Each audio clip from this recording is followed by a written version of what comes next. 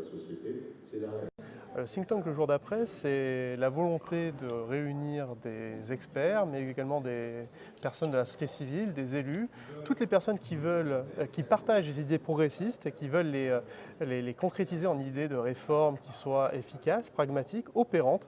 Le jour d'après, maintenant, c'est le jour c'est le jour où toutes les difficultés commencent. Voilà, finalement, l'élection, c'est ce qu'il y a de plus facile. Et maintenant, il faut gouverner, il faut mettre en œuvre. Et il faut essayer de transformer ce pays. Et la France est un pays, en général, qui se transforme dans la douleur et dans les révolutions. Et cela, l'idée, c'est de dire, c'est un pays encore qui n'est pas dans une situation comme ça et qu'on veut quand même transformer. Donc c'est un défi énorme. Et c'est ça le défi du jour d'après. C'est pas la fin des partis, c'est le renouvellement des partis, ce qui est une chose assez naturelle dans une démocratie. Avec l'avènement peut-être de structures qui donnent plus de place à la participation directe. C'est toute la philosophie de la démocratie radicale. Alors on peut s'en référer à Chantal Mouffe par exemple, mais il y a d'autres auteurs qui ont théorisé ça. L'idée c'est qu'effectivement il y a une forme de représentation de la démocratie qui a vécu et les citoyens aspirent à s'impliquer dans des structures dans lesquelles ils se retrouvent. C'est d'ailleurs ce qu'on essaie de faire au jour d'après. On est une structure à la fois transpartisane, mais aussi très ouverte à toutes celles et ceux qui veulent contribuer. Merci Philippe. Au-delà, pour tenir mes promesses, à partir du moment où on décide d'ouvrir le débat à la société, il faut aussi ouvrir le débat au public. Le jour d'après, c'est le lendemain d'une élection qui a amené un homme neuf, c'est ce que je disais tout à l'heure, un homme neuf, mais pas forcément des idées neuves.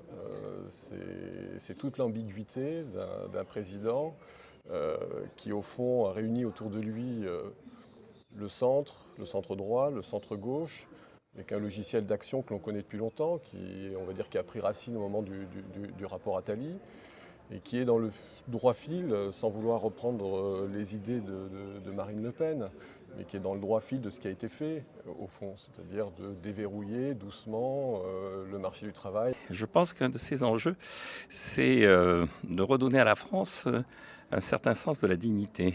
Je pense que la France doute d'elle-même et qu'il ne faut pas non plus verser dans une forme de nationalisme un peu artificiel et virulent, d'agressivité dangereuse, mais il faut redonner à la France le sens de sa dignité. C'est Mario Monti qui disait que la réforme, ça supposait trois choses. Ça supposait l'équilibre des finances publiques, la généralisation de la concurrence et le retour de la dignité. Et je crois que ce qui était vrai pour l'Italie est aussi vrai pour la France. Si on n'innove pas, on ne va pas créer de la croissance. Donc c'est le moteur, mais ça doit être une croissance partagée. Donc il faut créer les conditions, un écosystème d'une innovation qui vous donne à la fois une croissance partagée et une croissance verte, qui est compatible avec l'environnement. Parce que là, à nouveau, sans innovation, vous ne pouvez pas réconcilier croissance et environnement. Parce que réconcilier croissance et environnement, c'est capable de faire de la croissance en utilisant mieux ce qu'on a. Que le capitalisme traverse une phase un peu difficile où il faut beaucoup réfléchir, se poser beaucoup de questions, et Macron comme les autres. Alors moi, ce que je dirais de positif, c'est que Macron est neuf, avec des idées pas tout à fait neuves. En revanche, il se revendique pragmatique. Je pense que c'est quelqu'un, et son mouvement en porte déjà la trace, c'est-à-dire va évoluer en marchant, et c'est quelqu'un qui va probablement capter, comme il l'a fait jusqu'ici, les bonnes idées. Le compromis fordiste dont parlait Olivier, c'était fait sur l'émergence du salariat. Je pense que autant il faut réfléchir effectivement à ce que va devenir le travail, autant j'en reviens à ce qu'a dit Macron, je pense que c'est très important, c'est la génération d'aujourd'hui aura plus de clients que d'employeurs. Et donc la vraie question, c'est est-ce que la société est prête à se restructurer pour ce que... L'idée c'est, on se retrouve ensemble, on débriefe, on se projette, on essaie de comprendre ce qui s'est passé et surtout on essaye d'anticiper ce qui va se passer. C'est une émotion partagée.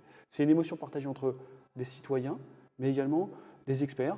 Alors ça peut être des économistes, Jean-Pierre Levade par exemple, ça peut être des philosophes comme Gaspard Koenig, ça peut être des activistes.